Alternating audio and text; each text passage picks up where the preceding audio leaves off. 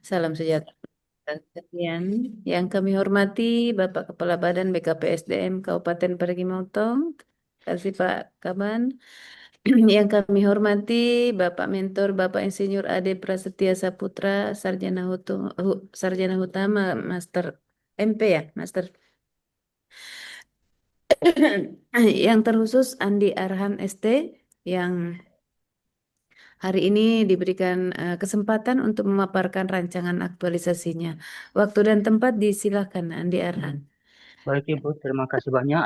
Bismillahirrahmanirrahim. Assalamualaikum warahmatullahi wabarakatuh. Yang terhormat Bapak Waalaikumsalam Penguji, warahmatullahi wabarakatuh. Penguji Mahmud M. Tanjo SHMH. Yang saya hormati Bapak Insinyur Ade Prasetya Saputra SHUT MP selaku mentor. Yang saya hormati Ibu Agustina SH MSI selaku coach. Yang saya hormati Ibu Risna SE selaku panitia pelaksana. Mohon Bapak Ibu saya izin share screen.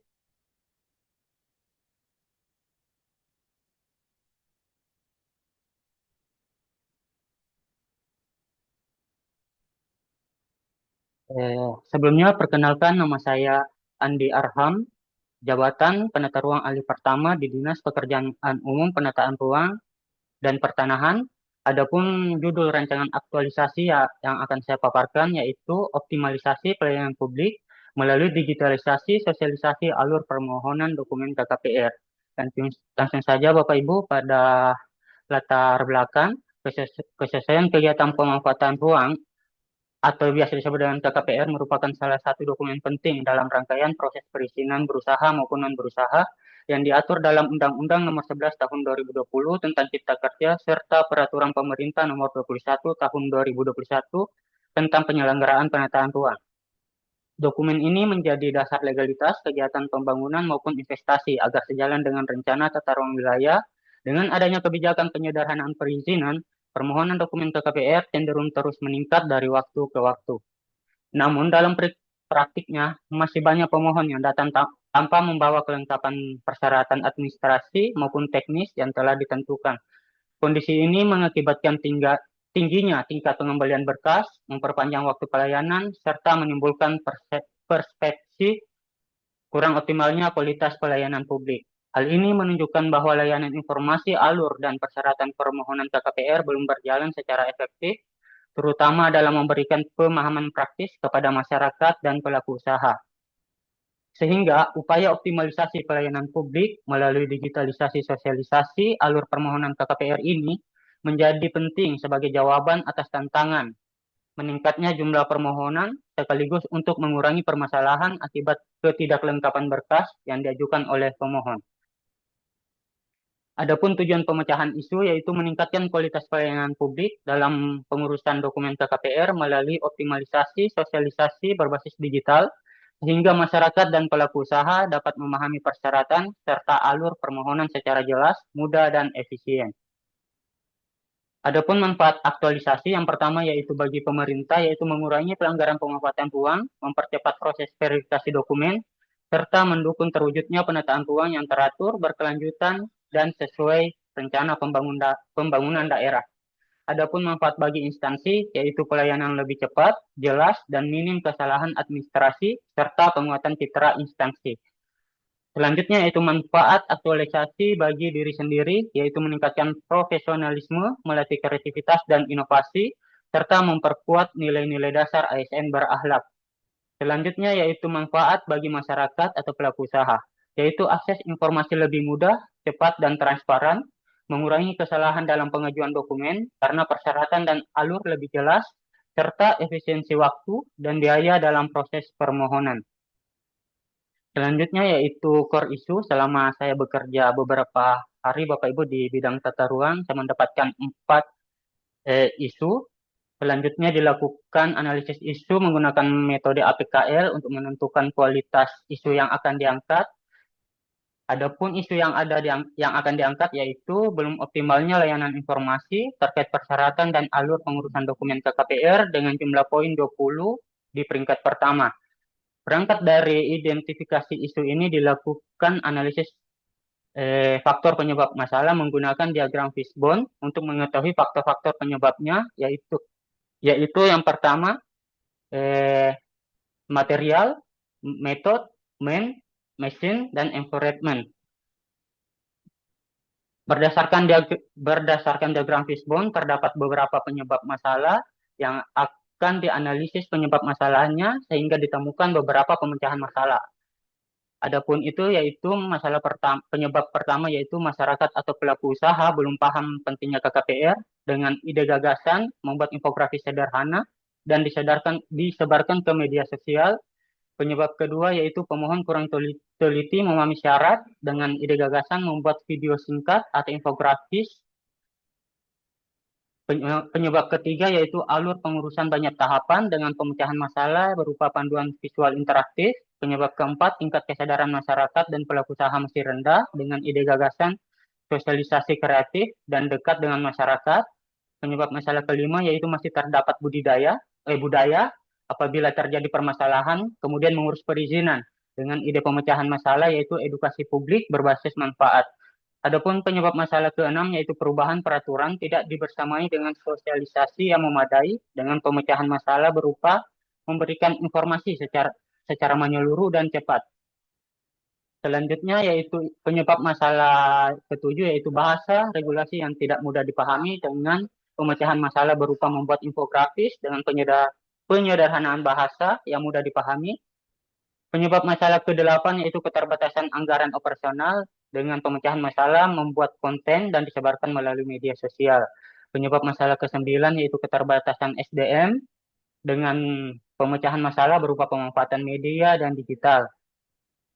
Selanjutnya yaitu penyebab masalah ke-10 yaitu sosialisasi terbatas serta tidak menyeluruh dengan pemecahan masalah melalui media sosialisasi multiplatform. Adapun penyebab masalah terakhir yaitu sistem pelayanan online tidak ramah pengguna dengan pemecahan masalah panduan berisi langkah-langkah penggunaan sistem online.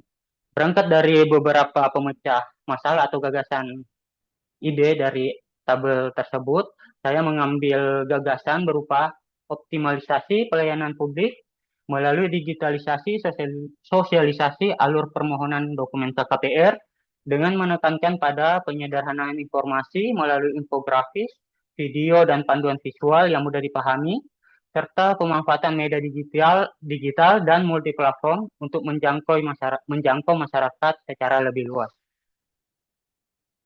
Selanjutnya yaitu matriks rancangan. Dalam rancangan ini saya terdapat 5 kegiatan. Yang pertama yaitu persiapan aktualisasi dengan 3 tahapan. Yang kedua yaitu kegiatan mengidentifikasi kebutuhan konten dengan 3 tahapan. Kegiatan ketiga yaitu penyusunan konten dengan 3 tahapan. Selanjutnya kegiatan keempat yaitu pembuatan desain infografis dan video dengan 5 tahapan.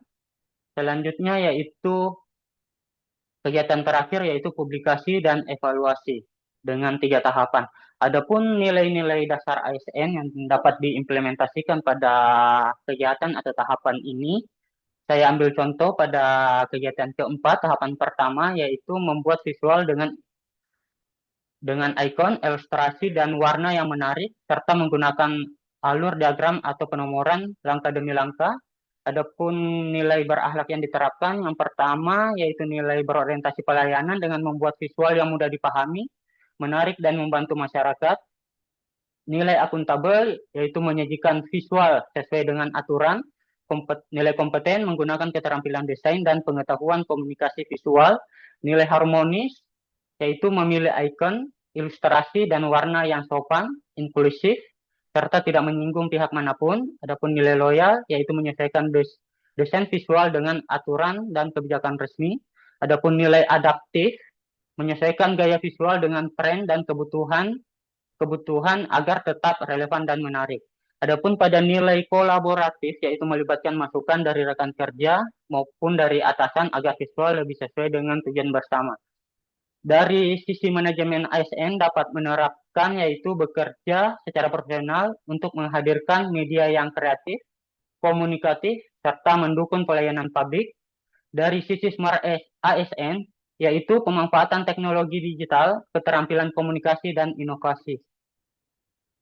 Selanjutnya, berikut adalah rencana jadwal tentatif saya. pada kegiatan pertama bulan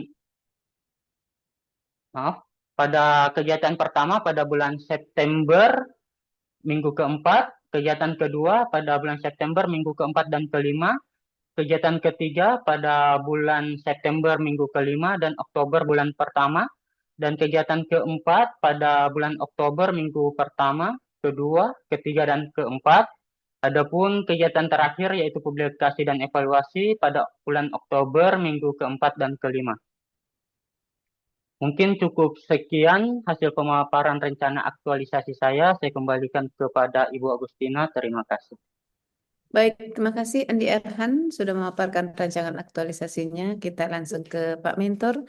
Pak Mentor yang kami hormati, saya persilakan memberikan penguatan terhadap paparan Saudara Andi Erhan. Silakan. Terima kasih, Bu. Bismillahirrahmanirrahim. Assalamualaikum warahmatullahi wabarakatuh. Waalaikumsalam Yang saya warahmatullahi hormati wabarakatuh. Pak Kepala Badan BKPSDM, yang saya hormati Ibu Coach, host, langsung kepada peserta. Dalam hal ini, rancangan aktualisasi yang diajukan oleh Saudara Andi Arham memang sejalan dengan kegiatan di bidang tata ruang. Karena selama ini memang untuk pengurusan KKPR dan PBG karena sudah full melalui sistem online, terus dalam pengurusannya juga bidang tata ruang itu hanya mengeluarkan rekomendasi teknis.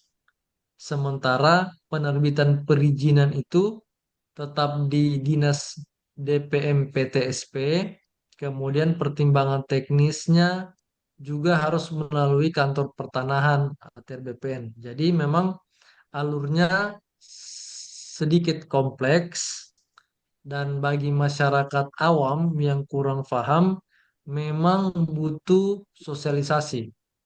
Adapun kegiatan sosialisasi kalau dilaksanakan secara door to door atau secara tatap muka langsung memang agak sulit karena wilayah pelayanannya kita itu kan dari Mautong sampai di Sausu. Eh, Suka atau tidak suka memang wajib dilaksanakan sosialisasi. Nah, mudah-mudahan dengan kegiatan aktualisasi dari Saudara Andi Arham bisa sedikit membantu memberikan pemahaman kepada masyarakat tentang cara-cara pengurusan KKPR maupun PBG, kemudian meningkatkan aktualisasi diri dari Saudara Andi Arham, dan ma- harapan saya manfaatnya bisa meningkatkan minat masyarakat untuk mengurus perizinan dalam rangka peningkatan PAD di Kabupaten Parigi Motong. Mungkin begitu, Bu. Terima Oke, kasih. baik. Wassalamualaikum warahmatullahi wabarakatuh. Waalaikumsalam warahmatullahi wabarakatuh. Baik, terima kasih Pak Mentor atas penguatannya. Dan kita langsung ke Bapak Kepala Badan BKPSDM Parigi Motong. Disilahkan. Baik, makasih izin. Assalamualaikum warahmatullahi wabarakatuh. Waalaikumsalam Waalaikumsalam warahmatullahi warahmatullahi wabarakatuh. wabarakatuh. Yang saya hormati Ibu Agustina SMSI selaku coach, yang saya hormati Bu Isna, yang saya hormati Pak Mentor Insinyur Ade Prasetya Saputra Esud MP. Banyak sekali gelarmu ini. Selamat, sukses Pak ya. Siap, Pak. Siap. Yang saya banggakan saudara Andi Arham ST. Ya. Pak Andi Arham, dengar suara saya? Dengar Pak, dengar Pak. Oke, berapa lama kerja di PU? Sejak kapan? Sudah dari Juli Pak, tanggal 9 bulan Juli. Jalan Juli. 2 bulan Pak, 2 bulan. 2 bulan ya? Dua Iya Pak. bulan. Jadi 2 bulan itu langsung tahu kalau optimalisasi sosialisasi yang kurang di kantor itu hasil amatan observasi pribadi atau juga diskusi dengan teman-teman. Saya mengambil judul ini juga berdasarkan diskusi dengan teman-teman Bapak dari melihat dari beberapa pemohon yang datang masih belum mengetahui terkait seluruh persyaratan maupun alurnya Bapak. Jadi sering terjadi pengembalian berkas. Baik, baik, oke, saya paham. Oke, jadi begitu tahu langsung menghadap pimpinan menyampaikan itu Eh, secara lisan atau it- tertulis. itu setelah mau memulai latsar Bapak, saya sampaikan secara lisan Pak di ruangan Pak Kapit. Baik, baik, langsung dapat dukungannya karena Iya Pak. baik karena dukungan dari Pak mentormu ini luar biasa. Artinya dia memberikan apresiasi betul, mendukung apa yang kau lakukan ini sebagai suatu rencana aktualisasi yang memang dibutuhkan di dalam informasi untuk melayani masyarakat ya. Apalagi tadi ada keterkaitan dengan pertanahan. Kemarin ketika menyusun kegiatan juga melakukan apa namanya koordinasi apa secara tipis-tipis ke pertanahan atau bagaimana? Sebenarnya Pak, materi yang akan saya susun ini sebenarnya sudah saya pelajari Pak waktu persiapan ujian SKB Bapak. Jadi saya sedikit mengetahui terkait bagaimana alurnya, tapi belum memahami secara menyeluruh Bapak. Terkait koordinasi dengan pertanahan belum Bapak. Namun untuk secara jelasnya Pak ada di dalam peraturan terkait alurnya, namun belum ada secara visual Bapak di Parigi Baik, Motong. baik, baik. Saya paham. Oke. Jadi intinya secara core values, secara berakhlak ini masuk dalam inisiatif saudara Andi Arham. Kemudian dari judul saja sudah kelihatan dari mau pindah dari yang konvensional mau melayani masyarakat ke arah digital ya. Jadi membuat semacam apa namanya satu aplikasi atau apa begitu ya yang sifatnya Eh, memudahkan masyarakat. ma- Jadi Maaf iya, Bapak, jadi ya gimana? adapun rancangan aktualisasinya itu Pak akan membuat sebuah infografis dan video sederhana Pak, menjelaskan terkait bagaimana alur persyaratan dokumen KKPR ini Pak. Baik, baik, Karena baik. kan, oh, iya, Baik, baik. Jadi teknisnya nanti ke masyarakat itu seperti apa untuk memberikan cara memberikan informasi bahwa ada konten ada ini eh, bagaimana? nanti akan disebarkan melalui media digital Pak dan multiplatform sehingga dilakukan melalui media sosial Pak agar dapat menjangkau seluruh jangkauannya lebih luas Bapak. Baik, baik. Jangan harapan tentunya pelayanan ke depan lebih bagus dari hari ini kan, berarti ada Iya kemajuan. Bapak. Ya, kemudian Andi, jadi kita ngobrol ini, tolong kau catat-catat ya poin-poin apa Iya Pak. tadi, catat. Nanti bahanmu menyampaikan kepada Bu Coach kalau misalnya ini dibutuhkan untuk penambahan, perbaikan, penyempurnaan seterusnya bisa dimasukkan. Kalau tidak sebagai penguatan pengetahuanmu yang dipersandingkan. Baik Jadi Bapak. mungkin ada manfaatnya kan begitu. Karena kalau ini persoalannya persoalan digitalisasi dari yang konvensional kepada digital, kita tinggal nanti 1 bulan itu melihat hasilnya. Nah, Iya Pak. hati-hati ya, hasilnya ini yang paling penting. Bisa on atau tidak kan begitu. Uh, Anda yakin bisa? Apa Anda harap? Saya yakin bisa Pak. Yang penting begitu, harus optimis kan, berakhlak, yakin. Iya, Apalagi Pak Andi sudah dapat dukungan full dari Pak Kabit tadi, ya kan? iya Pak. Jadi tinggal jangan putus-putus, nanti tetap minta bimbingan beliau, minta dukungan beliau lahir batin, kemudian nanti Baik, rajin konsultasi untuk penyempurnaan ini kepada coach. Dan saya baik kira Pak. begitu saja Pak Andi, sukses selalu. Kemudian Pak Mentor, terima kasih banyak Pak dukungannya Pak dikawal kita punya ada ini sampai selesai. Saya kembalikan ke Siap, Pak siap. Coach. Baik Bapak. Iya, Terima kasih baik. banyak Bapak. Baik, terima kasih Pak Kaban. Beberapa saran tadi diskusi dengan teman-teman kita dengan Pak Andi Arhan terkait dengan kelengkapan daripada aktualisasi nantinya. Dicatat Pak Arhan tadi? Iya Pak. Iya Pak. Iya Bu. Ada direkam juga Ibu. Kenapa gugup kah?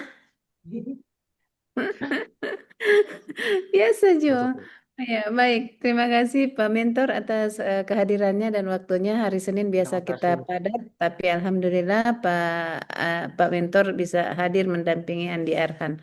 Sekali lagi saya Siap. ucapkan terima kasih semuanya atas apa upaya Bang. yang sudah kita lakukan pada siang hari ini merupakan pencatatan untuk kita, ladang pahala untuk kita semua. Terima kasih. Wabillahi taufiq wal hidayah. Wassalamualaikum warahmatullahi wabarakatuh.